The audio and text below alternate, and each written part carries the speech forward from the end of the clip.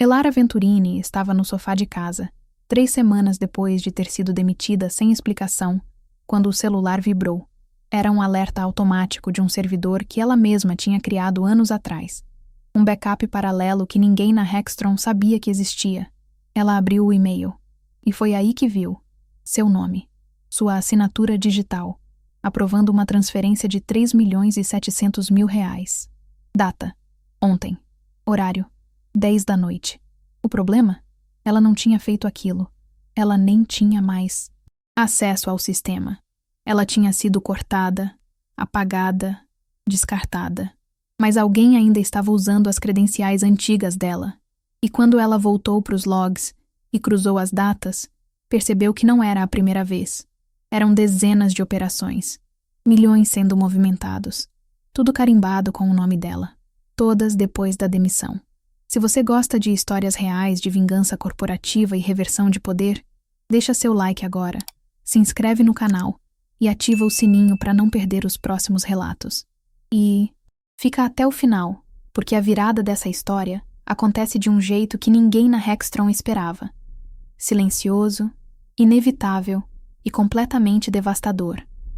A tela piscou 3 vezes antes de mostrar a mensagem. Acesso negado, credenciais inválidas, contate o administrador do sistema.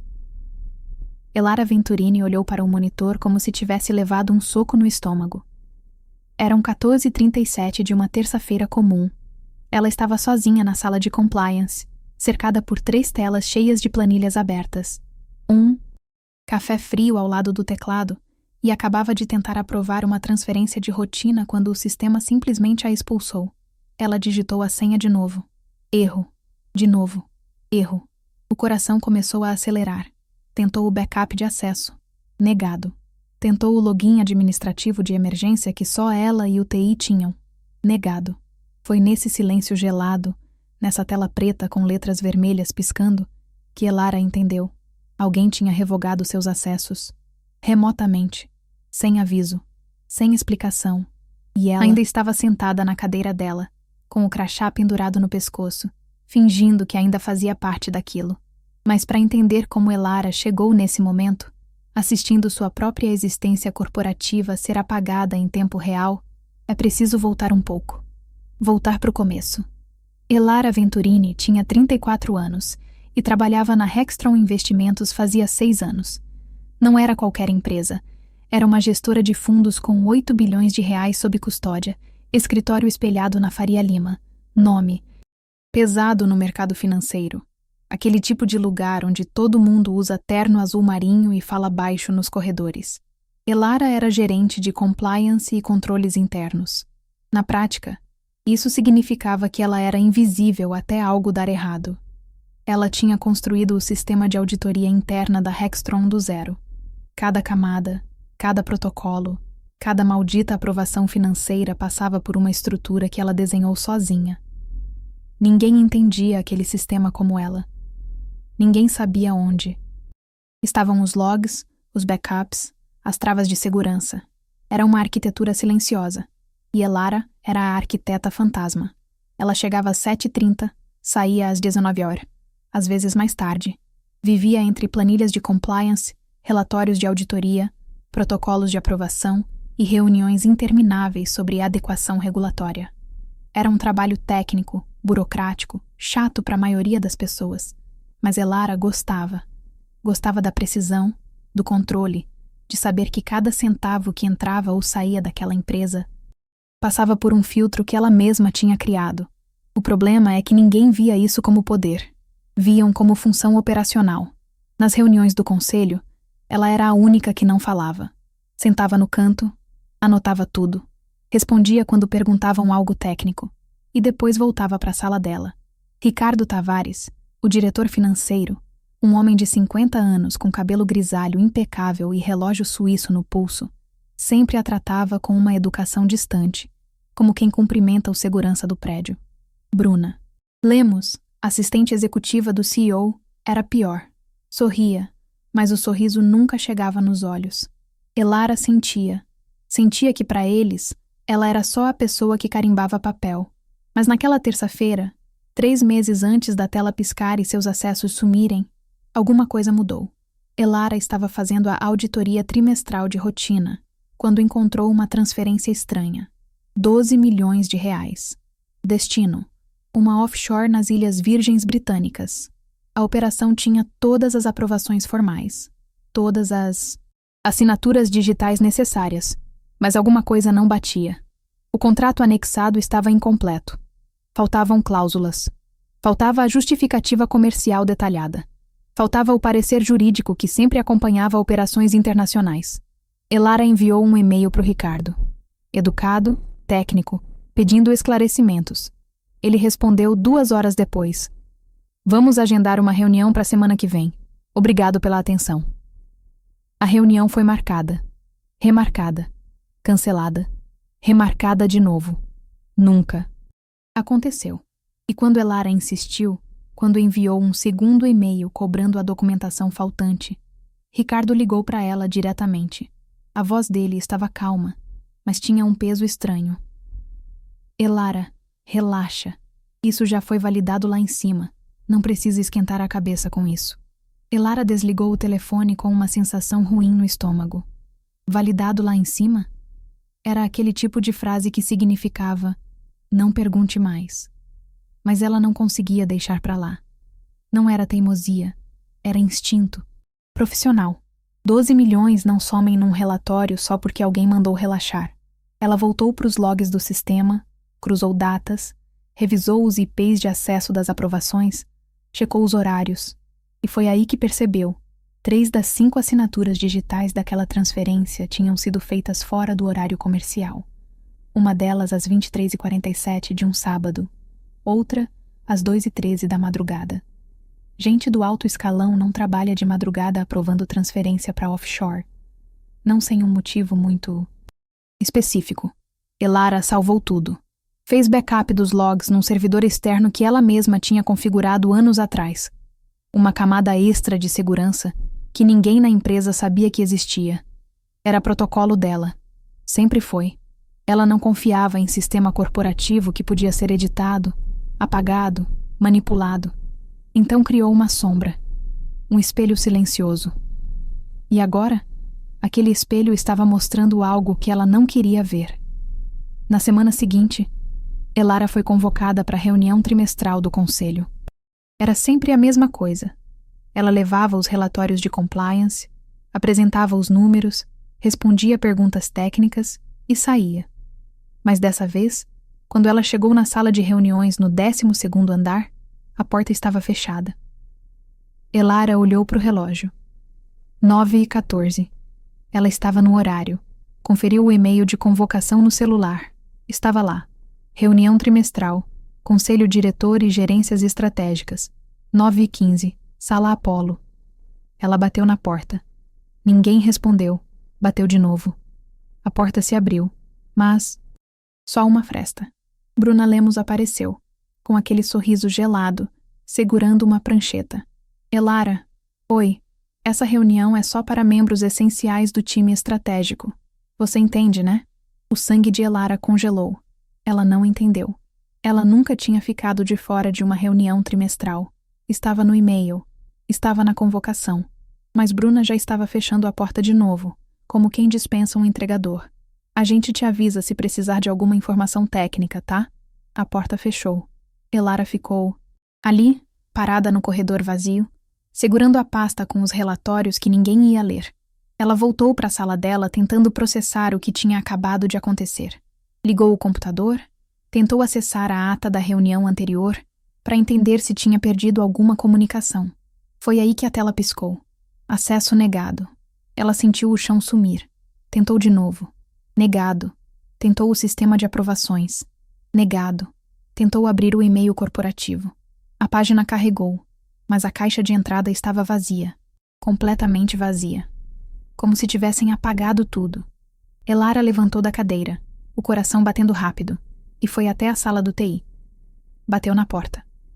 O Gustavo, analista de sistemas, um garoto de uns 25 anos que sempre foi solícito com ela, abriu com uma cara estranha. Oi, Elara. Gustavo, meu acesso caiu. Tá tudo bloqueado. Ele desviou o olhar. Eu recebi uma ordem para revogar alguns acessos hoje cedo. Ordem de quem? Silêncio. Gustavo. Ordem de quem? Ele suspirou. Do Ricardo, que era temporário.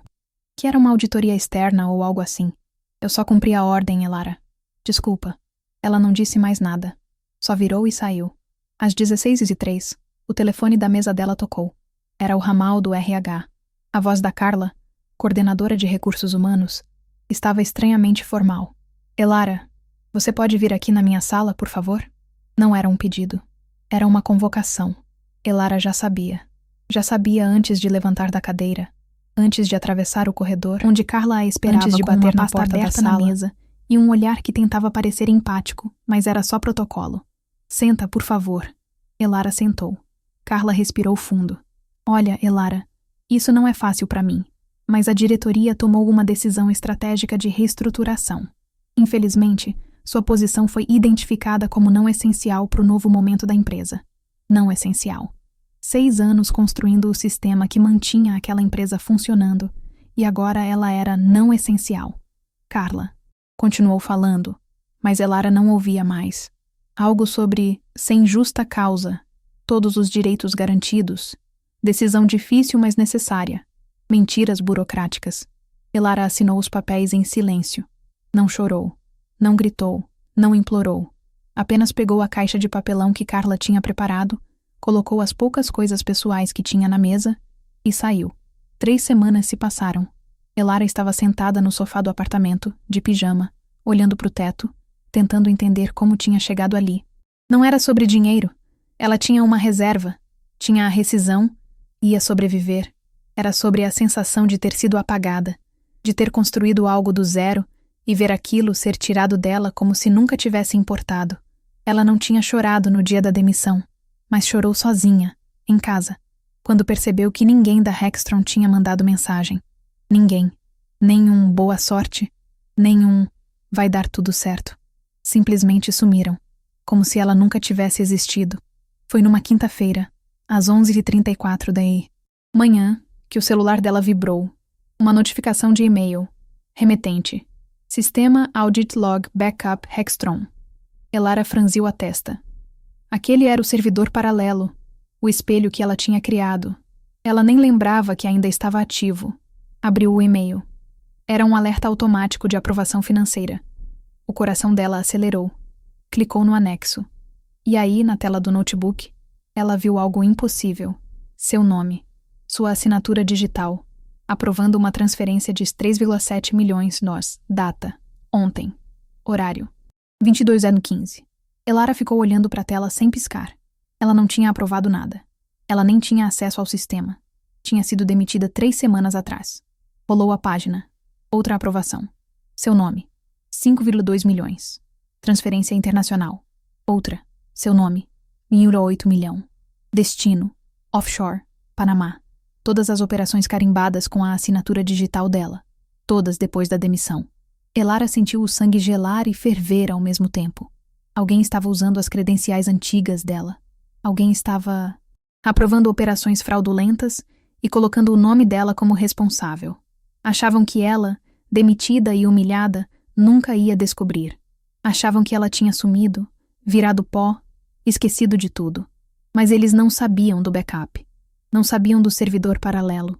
Não sabiam que Elara sempre foi paranoica com segurança.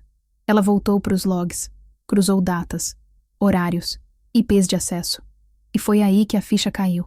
As primeiras aprovações falsas começaram 3 meses atrás, exatamente na mesma semana em que ela tinha questionado a transferência suspeita de 12 milhões de reais. Não foi coincidência. Não foi reestruturação. Ela foi demitida porque descobriu demais. E agora estavam usando o nome dela para encobrir o rastro. Elara não fez nada imediatamente. Ela era metódica demais para isso. Passou os próximos dias organizando tudo. Baixou cada log, cada aprovação fraudulenta, cada transferência. Cruzou os IPs de acesso com as localizações reais. Descobriu que em várias das aprovações feitas por ela, o IP era do escritório da Hextron, mas ela estava em outro estado, visitando a mãe. Tinha passagem de avião, nota fiscal de hotel, tudo datado e carimbado. Era prova irrefutável. Ela também tinha algo mais valioso: a gravação daquela reunião interna onde ela tinha questionado a transferência de 12 milhões de dólares. Ela sempre gravava as reuniões de auditoria. Era protocolo pessoal dela, totalmente legal, avisado no início de cada reunião. E naquela gravação, a voz do Ricardo estava clara. Elara, relaxa. Isso já foi validado lá em cima. Ela tinha tudo, cada peça, cada fio, mas ainda não tinha feito nada. Até que, 4 meses depois da demissão, ela acordou e viu a notícia. CVM anuncia auditoria surpresa na Hextron Investimentos após denúncia anônima. O timing era perfeito. Alguém tinha vazado algo, e a bomba estava prestes a explodir. Dentro da Hextron, o pânico era silencioso, mas absoluto. Ricardo Tavares convocou reuniões de emergência. Bruna Lemos corria pelos corredores organizando documentação, imprimindo relatórios, tentando montar uma narrativa coerente. O conselho exigiu transparência total. E quando os auditores externos da CVM chegaram e pediram acesso ao sistema de aprovações financeiras, a primeira coisa que viram foram centenas de operações aprovadas por Elara Venturini. O problema? A data. Todas posteriores à rescisão dela. Os auditores franziram a testa. Chamaram o Ricardo. Essa funcionária ainda trabalha aqui? Não, ela foi desligada em setembro. Então, como ela aprovou transferências em outubro, novembro e dezembro? Silêncio. Ricardo tentou explicar. Disse que devia ser um erro do sistema, que as credenciais dela tinham sido desativadas, que era tecnicamente impossível. Mas os auditores não aceitaram explicações vagas. Exigiram os logs completos do sistema. E foi aí que o desespero real começou. O departamento de TI, suando frio, informou que os logs internos tinham sido apagados. Rotina de limpeza automática, disseram. Ninguém tinha backup. Ninguém tinha as provas. Ninguém, exceto Elara. Elara não apareceu gritando na porta da empresa. Não fez escândalo. Não postou nas redes sociais. Ela simplesmente enviou um e-mail ao advogado responsável pela auditoria da CVM. Um e-mail curto, educado, profissional. No assunto, documentação complementar, investigação, Hextron Investimentos. No corpo da mensagem, apenas uma linha. Segue em anexo material que pode ser relevante para outra auditoria em curso. E então, 3 arquivos. O primeiro, log, completo de todas as aprovações feitas em seu nome após a demissão, com IPs, horários, localização dos acessos e a prova irrefutável de que ela estava em outro estado no momento de várias assinaturas. Passagens aéreas, notas fiscais, tudo anexado. O segundo, gravação de áudio da reunião interna, onde ela questionou a transferência suspeita de 12 milhões de dólares, 3 semanas antes de ser cortada do conselho e demitida. A voz do Ricardo dizendo, relaxa, isso já foi validado lá em cima, estava cristalina. O terceiro anexo era o mais devastador. E-mails recuperados de um backup que só ela sabia que existia. Conversas entre Ricardo Tavares e Bruna Lemos discutindo remover Elara do fluxo de aprovação e garantir que ela não tenha acesso aos relatórios trimestrais. Mensagens datadas de 2 semanas antes da demissão dela. Estava tudo ali. A premeditação, a manipulação, a fraude. Elara apertou enviar e fechou o notebook. Não sentiu raiva. Não sentiu vingança. Sentiu alívio. Porque a verdade, por mais enterrada que estivesse, sempre encontra um jeito de subir à superfície. E dessa vez, ela tinha as ferramentas certas para desenterrar. A investigação virou criminal em 72 horas. Ricardo Tavares foi afastado das funções e teve o passaporte retido. Bruna Lemos foi intimada a depor. O conselho da Hextron entrou em pânico total e contratou uma firma de advocacia de crise para tentar conter o estrago. Mas já era tarde. A imprensa financeira pegou a história. Fraude milionária na Hextron. Ex-gerente de compliance pode ser testemunha-chave na investigação da CVM. O nome de Elara apareceu em todos os jornais. Não como culpada, como vítima e como a pessoa que tinha as provas que ninguém mais tinha. Ligações começaram a chegar. Advogados querendo representá-la. Jornalistas pedindo entrevistas. Outras empresas oferecendo cargo. Mas Elara não atendia. Ela estava sentada na varanda do apartamento novo, bebendo café, lendo as manchetes no celular com uma calma que ela não sentia há meses. Enquanto a Hextron desmoronava publicamente, enquanto Ricardo via o império dele ruir, enquanto Bruna tentava se desvincular de tudo, Elara apenas observava. Porque às vezes a melhor vingança não é gritar, é deixar a verdade falar por você. Mas havia algo que Elara ainda não tinha entregue aos investigadores. Algo que ela viu nos logs naquela quinta-feira, quando cruzou todas as transferências fraudulentas. Uma última operação, aprovada com o nome dela. No dia seguinte, a demissão. Destino: uma conta no exterior, nas Ilhas Cayman. Valor: 18 milhões de reais. Beneficiário final: uma holding registrada em nome de Marcelo Hextron, o CEO, o homem que nunca aparecia nas reuniões, que estava sempre viajando, sempre ausente, sempre acima de tudo. E agora, enquanto a CVM investigava Ricardo e Bruna, enquanto todos olhavam para baixo na hierarquia, ninguém estava olhando para cima. Elara guardou esse último arquivo numa pasta separada, não por medo, não por hesitação, mas porque ela sabia que timing é tudo. E quando chegasse a hora certa, quando todos achassem que a história tinha acabado, ela ia soltar a peça final, porque a verdade sempre aparece, às vezes, onde não devia. E Elara Venturini tinha aprendido a usar isso a seu favor. Se você gostou dessa história, deixe seu like, compartilhe e se inscreva no canal. Comente aqui embaixo de qual cidade você está assistindo.